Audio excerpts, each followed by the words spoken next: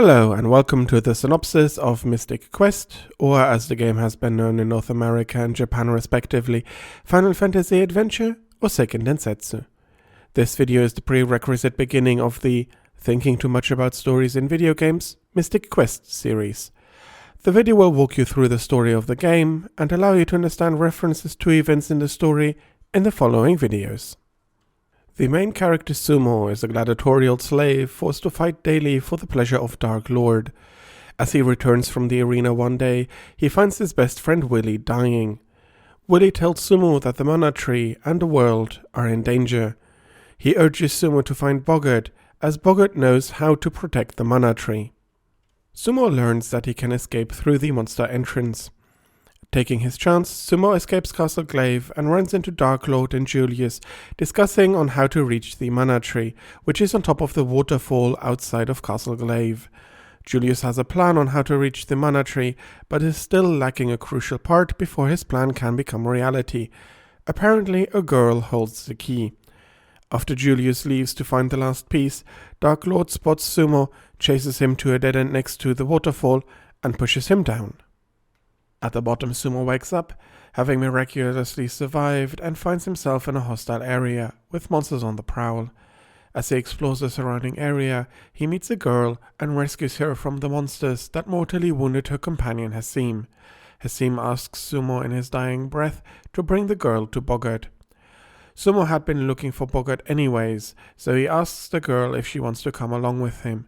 The girl agrees to travel together, and then she introduces herself to Sumo as Fuji. Together they start searching for Boggart.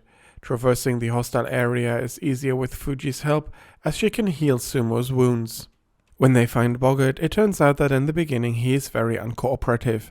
It takes some patience, but when he recognizes the pendant that Fuji is carrying, Boggart abruptly mellows.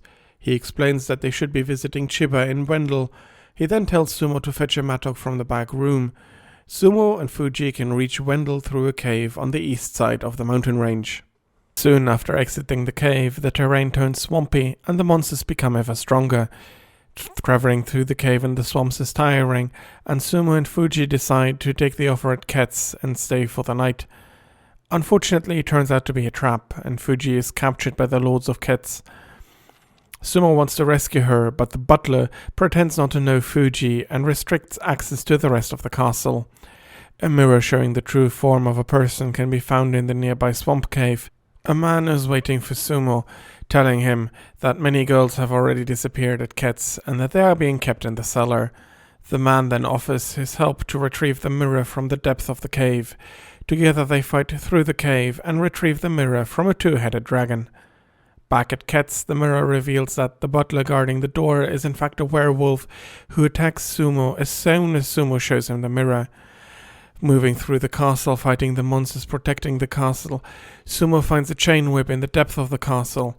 This allows him to jump the gap between the two wings of the castle on top of Castle Ket's. Sumo finds Fuji in the west wing cellar of the castle. They flee the castle, but just before they can escape, the Lord of Ket's, a vampire called Lee, intercepts them. Sumo fights Lee and defeats him. After escaping the castle, the pair travels south out of the swamps to Wendell. Progress is swift and Wendell is inviting after the troubles they had reaching the city. Chiba wastes no time and shows Fuji a vision of her mom, who explains that they are the seeds of the mana tree. Julius organizes a monster attack on Wendell and in the ensuing chaos manages to fool Sumo and Chiba into leaving Fuji in his custody.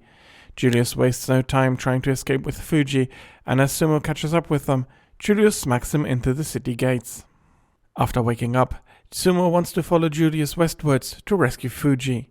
Unfortunately, Gaia bars the way west, forcing Sumo to take a detour down the silver mines, where he meets Watts. Together, they retrieve the silver after defeating a centipede. Watts forges silver equipment for Sumo, which allows him to finally pass through Gaia. Meanwhile, Boggart has caught up with Sumo and helps him to board the airship in which Fuji is being transported to Castle Glaive. After fighting through the airship, Sumo finds Fuji in a cell. Because the door doesn't open, but the windows do, Boggart stays with Fuji to protect her, while Sumo goes outside to help Fuji out. As Sumo arrives at the outside window, Fuji gives him the pendant, and then Julius arrives to throw Sumo off the airship. Sumo lands in Amanda's house in Menos. Amanda cares for Sumo, but steals the pendant in a bid to free her brother from Davius' spell. After a detour north to find a chocobo, Sumo chases after Amanda to Jard, where he can find neither Amanda, Davius, nor her brother. Suspecting that Amanda's brother was cursed, and that a remedy to curses can be found in Medusa's cave, Sumo asks around the local townspeople to find information on the cave. The cryptic words of a local boy point him in the right direction, and walking a figure eight around the palm trees in the desert, the entrance to the cave is revealed. Inside the cave, Sumo finds Amanda asking for forgiveness since she took the pendant from him. Sumo forgives Amanda, and together they search for the tears of Medusa, a legendary remedy able to cure any curse. As they slay the Medusa, it is revealed that Medusas don't have emotions and don't cry, as such no tears can be collected. After the fight, Amanda realizes she had been bitten by Medusa. She is now slowly transforming into a Medusa herself. Amanda asks Sumo to slay her and to take her tears and save her brother. After reluctantly killing Amanda, taking her tears and leaving the cave, Sumo hastens back to Jard to save Amanda's brother Lester. Lester asks us to get revenge on Davius, to which Sumo agrees. He wants to revenge Amanda himself, and he needs the pendant back from Davius. Unfortunately, Sumo is too late to recover the pendant, as Davius has sent the pendant to Glaive already.